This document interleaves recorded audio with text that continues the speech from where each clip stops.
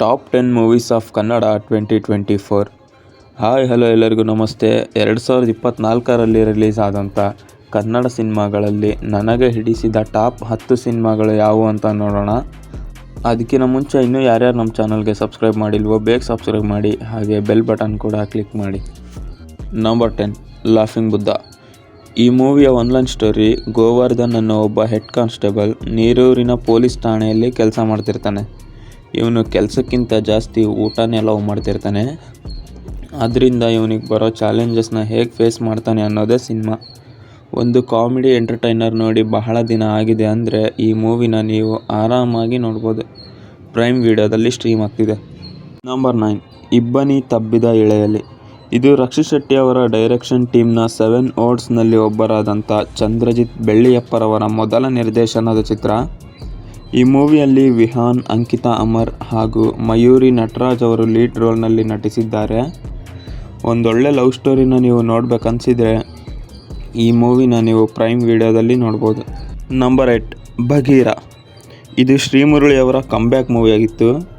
ಈ ಮೂವಿಯ ಸ್ಟೋರಿನ ಪ್ರಶಾಂತ್ ನೀಲ್ ಅವರು ಬರೆದು ಸೂರ್ಯ ಅವರು ಡೈರೆಕ್ಷನ್ ಮಾಡಿದ್ದಾರೆ. ಒಂದು ಕಾಪ್ ಹಾಗೂ ಸೂಪರ್ ಹೀರೋ ಮೂವಿನ ನೀವು ಕನ್ನಡದಲ್ಲಿ ನೋಡಬೇಕಂದ್ರೆ ಬಗೀರನ ಆಟಗಳನ್ನ ನೀವು ನೆಟ್ಫ್ಲಿಕ್ಸ್ನಲ್ಲಿ ನೋಡ್ಬೋದು. Number 7 case of Kondana. ಇದು ಸೀತಾರಾಮ್ ಬಿನೋಯ್ ತಂಡದಿಂದ ಬಂದಂಥ 2ನೇ ಚಿತ್ರ. ಈ ಮೂವಿಲಿ ವಿಜಯ್ ರಾಘವೇಂದ್ರ ಮತ್ತು ಭಾವನಾ ಮೆನನ್ ಅವರು ಲೀಡ್ ರೋಲ್ನಲ್ಲಿ ನಟಿಸಿದ್ದಾರೆ. ಇದು ಒನ್ ನೈಟಲ್ಲಿ ನಡೆಯೋ ಕತೆ. ಒಂದೊಳ್ಳೆ ಥ್ರಿಲ್ಲರ್ನ ನೋಡಬೇಕು ಅಂದರೆ ನೀವು ಈ ಮೂವಿನ ಪ್ರೈಮ್ ವಿಡಿಯೋದಲ್ಲಿ ನೋಡ್ಬೋದು. Number 6 Max.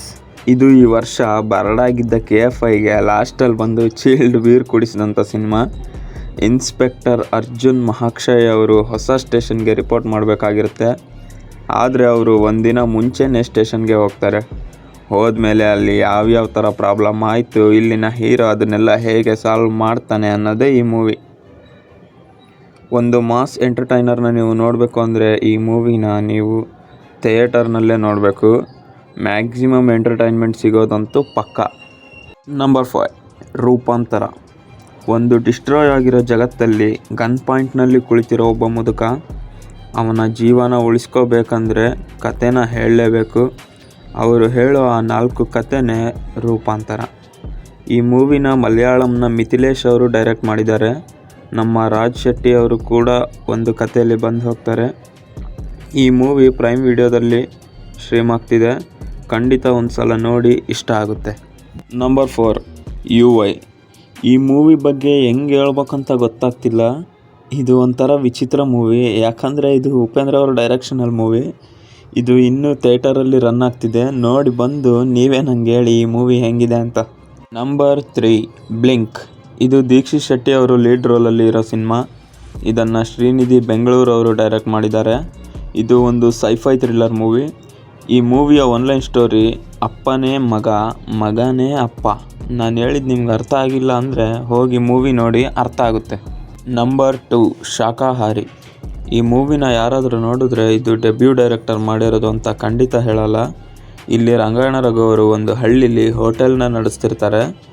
ಒಂದಿನ ಅಚಾನಕ್ಕಾಗಿ ಅಲ್ಲಿ ಒಂದು ಸಾವಾಗುತ್ತೆ. ಮುಂದೆ ಅದು 1 ಹೋಗಿ 2 ಆಗುತ್ತೆ. ಇದೆಲ್ಲದರಿಂದ ರಂಗಾಯಣ ರಘು ಅವರು ಹೇಗೆ ಹೊರಗೆ ಬರ್ತಾರನ್ನೋದೇ ಸಿನಿಮಾ. ನಂಬರ್ 1 ಭೈರತಿ ರಣಗಲ್.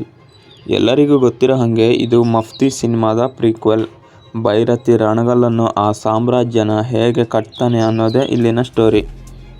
ಮಫ್ತಿಯ ನಂತರ ಶಿವರಾಜ್ ಕುಮಾರ್ ಅವರನ್ನು ಆ ರೇಂಜಲ್ಲಿ ನಾನು ನೋಡಿದ್ದು ಇದೇ ಸಿನಿಮಾದಲ್ಲಿ. ಫಸ್ಟ್ ಹಾಫಲ್ಲಿ ನಮ್ಮನ್ನು ತುಂಬ ಕಾಯಿಸ್ತಾರೆ ನರ್ತನ್ ಅವರು. ಅದನ್ನೆಲ್ಲ ಸೇರಿಸಿ ಒಂದೇ ಸರಿ ಇಂಟರ್ವಲಲ್ಲಿ ಕೊಡ್ತಾರೆ. ಅದನ್ನು ಸುಧಾರಿಸ್ಕೊಳ್ಳೋದ್ರಲ್ಲಿ ಇಂಟರ್ವಲ್ಲೇ ಮುಗಿದೋಗಿರುತ್ತೆ. ಇದು ನಾನು ಈ ವರ್ಷ ನೋಡಿದಂಥ ಬೆಸ್ಟ್ ಇಂಟರ್ವಲ್ ಅನ್ಬೋದು.